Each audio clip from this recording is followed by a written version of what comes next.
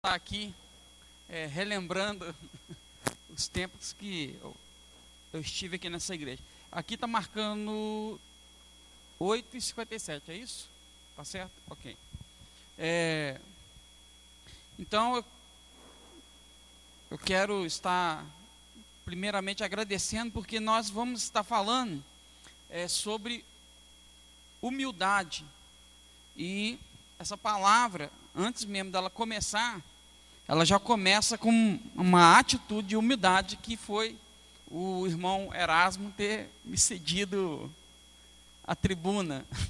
Ele que seria o pregador dessa noite, e não só está liberando, como ainda está me trazendo uma água. Olha só que honra.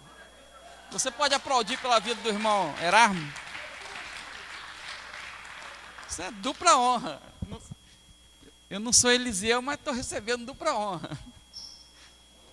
Então, glória a Deus, eu agradeço por essa oportunidade.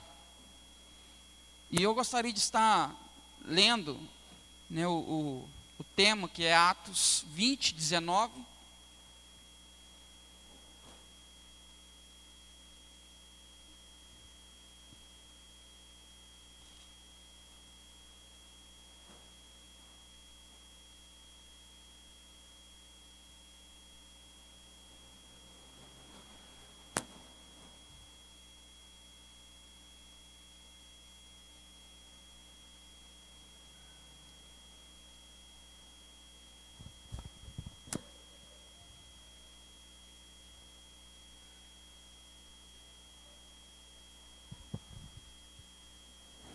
Gostaria que você se colocasse de pé.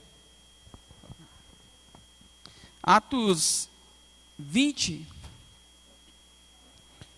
19, diz assim: servindo ao Senhor com toda humildade e com lágrimas e provações que pelas ciladas dos judeus me sobrevieram. Então, servindo a Deus com humildade e com lágrimas e provações que pelas ciladas dos judeus me sobrevieram. Então, esse discurso, ele é um discurso feito por Paulo. E Paulo, que antes havia perseguido a igreja, ele agora está sendo perseguido. O perseguidor passou a ser perseguido. E aqui ele vem dizendo com lágrimas, com dificuldades, mas com muita humildade, servindo a Deus. Então, Paulo, ele não parou de servir, ele não parou de pregar a palavra por causa das perseguições, mas ele fazia das perseguições um motivo a mais de querer estar pregando a palavra do Senhor. Então, Paulo não recuou, Paulo não desistiu, Paulo não desanimou, e Paulo também não fez nada por consciência pesada. Vou fazer isso aqui porque eu persegui muita igreja. Não, Paulo quando Jesus apareceu para ele, Paulo entendeu. Porque eu creio pela fé que a conversão de Paulo não se deu quando Jesus apareceu para ele, mas a conversão de Paulo começou quando Estevão estava sendo apedrejado. E então ali começou. Pode se sentar. Então ali começou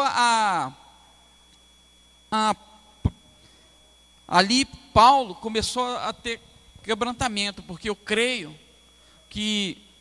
porque a palavra de Deus diz que eles pegaram a veste, a capa de Estevão e jogaram sobre os pés de Paulo, que na época era Saulo. Então eu creio que ali já houve uma manifestação de Deus, e por que eu creio nisso? Porque se coloca no lugar raciocina comigo, se Se Paulo tivesse sido convertido pela simples, aliás, não tão simples, mas né, quando eu digo simples, eu digo pelo fato de ter acontecido aqui dali exclusivamente, né, de Jesus ter aparecido, então seria muito fácil. Era só Jesus sair aparecendo para todo mundo aqui em Belford Roxo, pronto. Belford Roxo seria ganho para Jesus. Mas eu tenho certeza que se isso acontecer, as pessoas vão ficar com medo, vão ficar apavoradas, vão dizer que é fantasma, vão dizer que é um monte de coisa. E mesmo que acreditem que seja Jesus, mas vão arrumar um jeito de não querer dar continuidade. A conversão, como nós sabemos, ela é um processo. Então, com certeza, Saulo, que depois vai ser Paulo, não fugiu desse processo. Ele passou por esse processo. Então, quando Jesus apareceu para ele, Jesus apareceu porque Jesus já sabia que o coração de Paulo já estava preparado. Eu vou aparecer que agora eu vou fechar com chave de ouro. Então, na nossa vida é a mesma coisa. Talvez Jesus não tenha aparecido para você da forma que apareceu para aquele homem, para Saulo. Mas com certeza houve um momento chave na sua vida que você ouviu uma palavra e você se converteu. Só que você não se converteu por causa daquela palavra. Você se converteu por causa de processos que vinham e aquela palavra, fechou com chave de ouro. Aquela palavra ali foi o que quebrou o restinho da pedra que havia no seu coração. Havia uma pedra pequenininha, porque o Espírito Santo já vinha quebrando. E você deixando. Porque a pedra só é quebrada no nosso coração se você deixar. Se você tiver a humildade de deixar. E aí, quando você ouviu a palavra, o Espírito Santo veio e quebrou a última pedrinha. E aí você se converteu. Então é um processo. Então por isso que eu creio que a conversão de Paulo se deu ali. Começou ali, na realidade. Mas eu quero que os irmãos abram em 2 Reis, capítulo 20.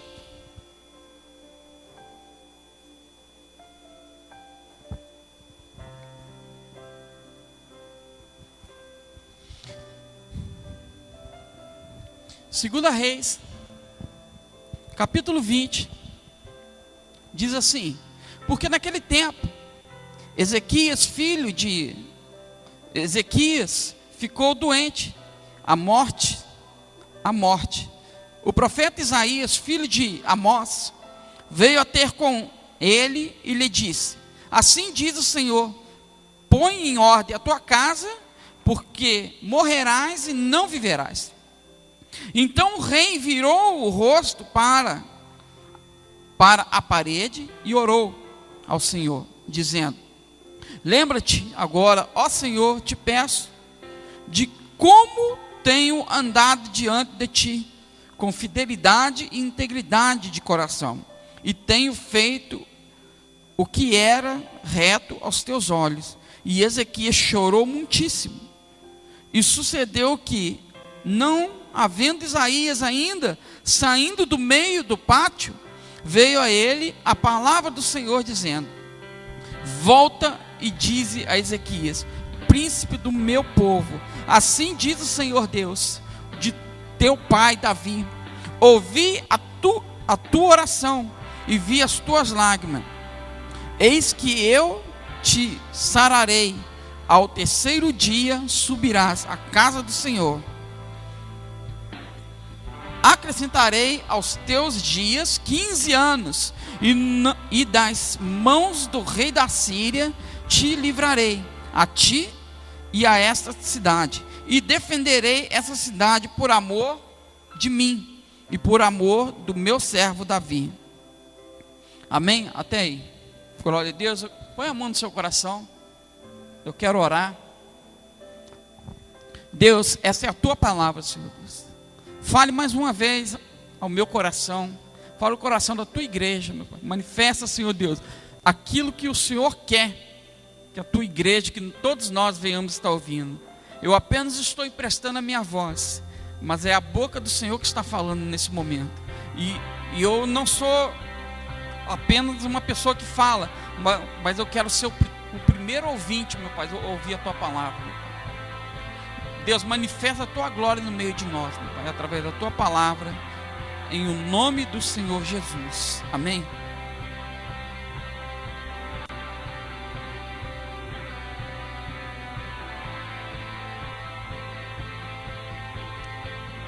Então, como eu estava dizendo a respeito de Paulo,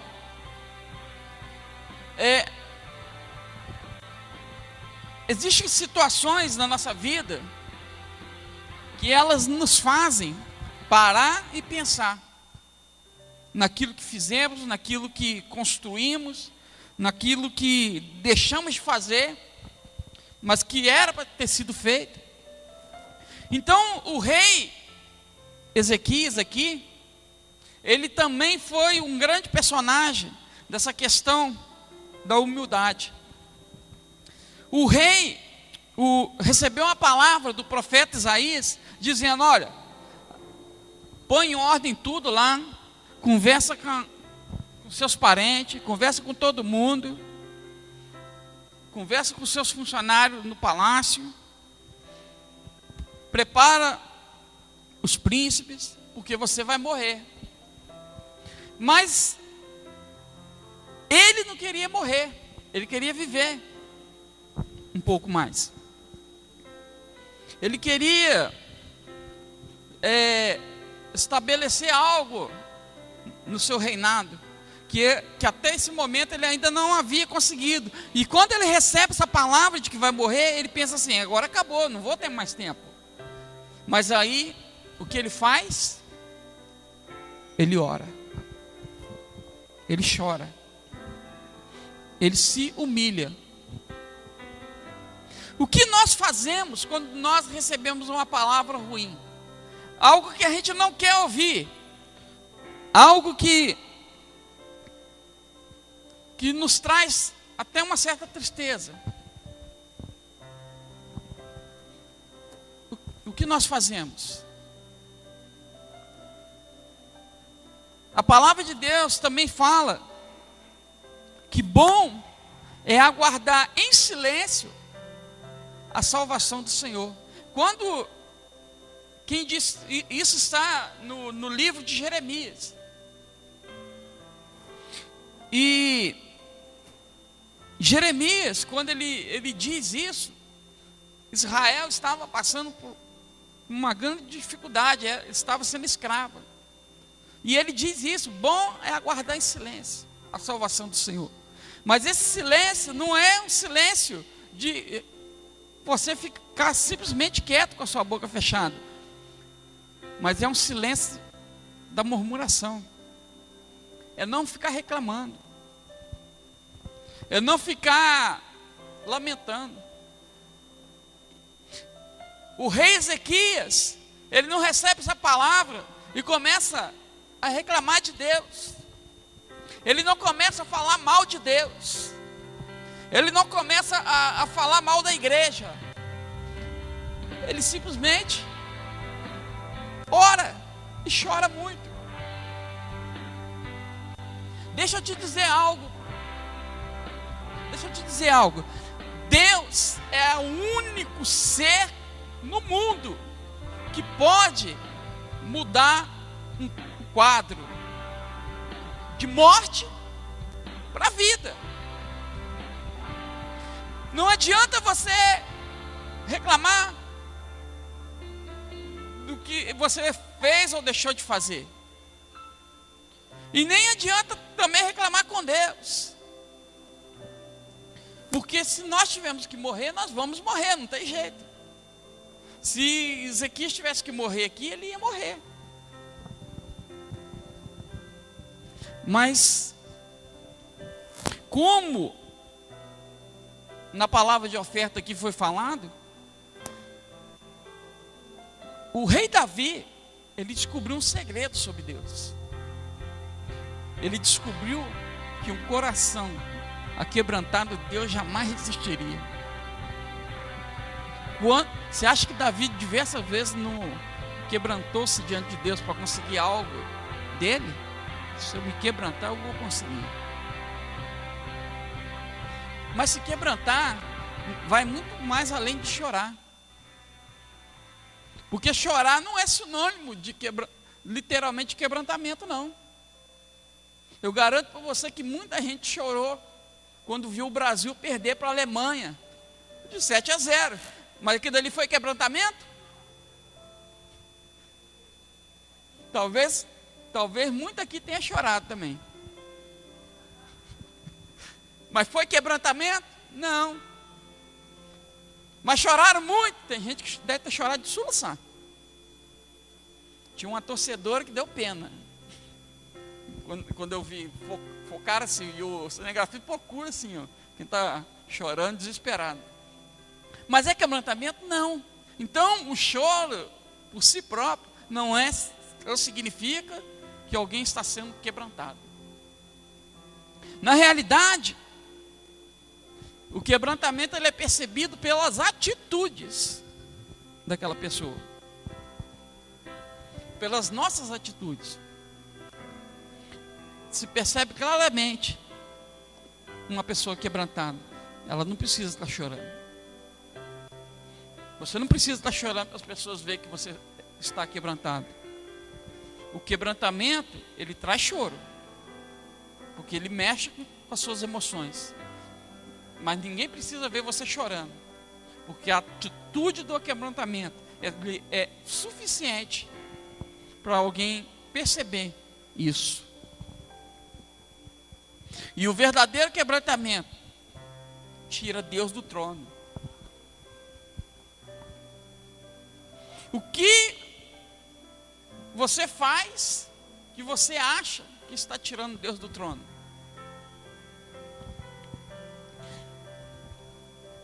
Você precisa entender que no processo do reino de Deus, quem manda é Ele. Quem manda é o Senhor. O Senhor manda na igreja. O Senhor não pede favores para a igreja, o Senhor manda na igreja. O Senhor não me pede favores, Ele me dá ordens.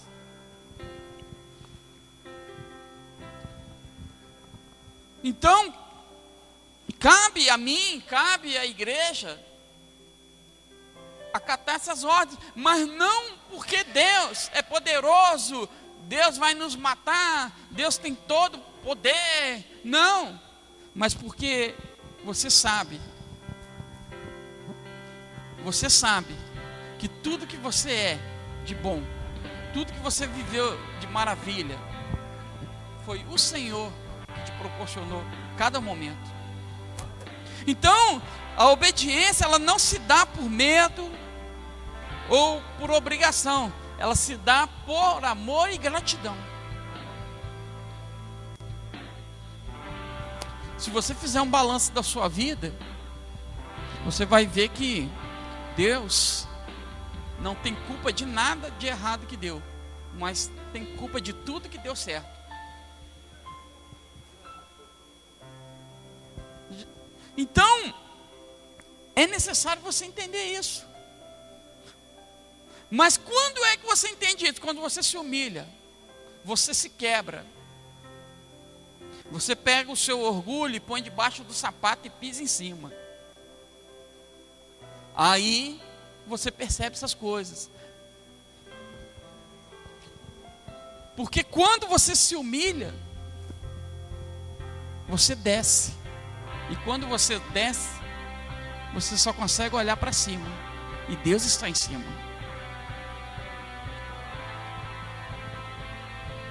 É por isso que nós vemos diversas histórias.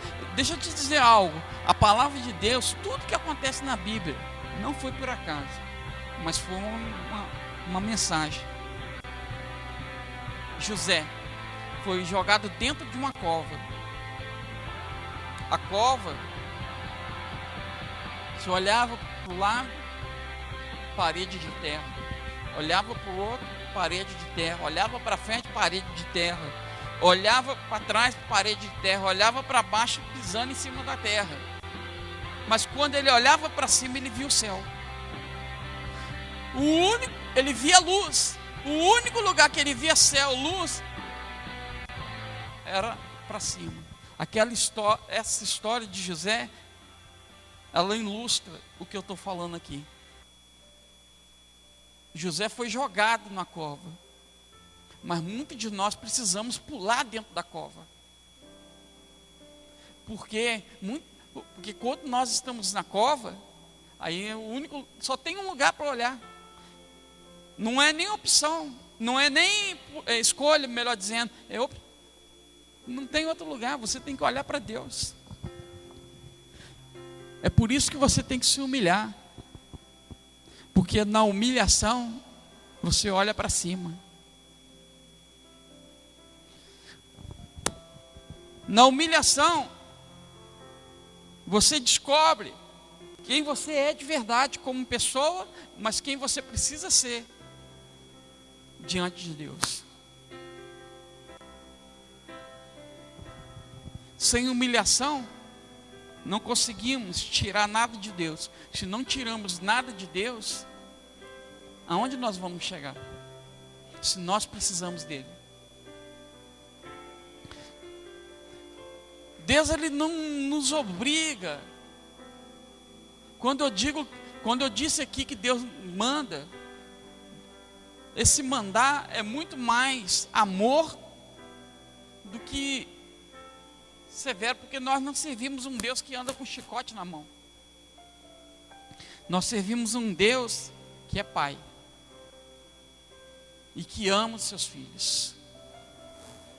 Então, Deus é amor. E é por isso que nós temos que nos humilhar. Nós nos humilhamos por tanta coisa. Se humilhe pelo amor de Deus. Se humilhe pela sua compaixão. Se humilhe pelo seu poder. Porque Deus pode mudar a sua história. Eu não posso mudar a sua história. Os pastores dessa igreja não podem mudar a sua história. O seu patrão não pode mudar a sua história. O presidente que vai ser eleito não vai poder mudar a sua história. Por mais que ele tenha projetos bons.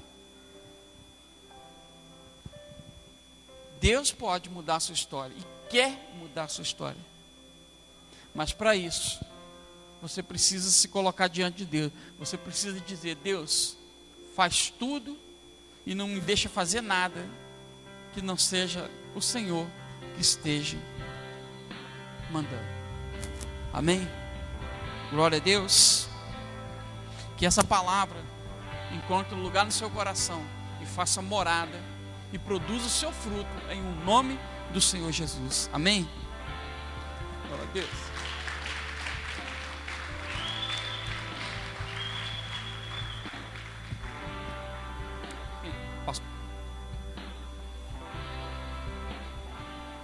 Oi?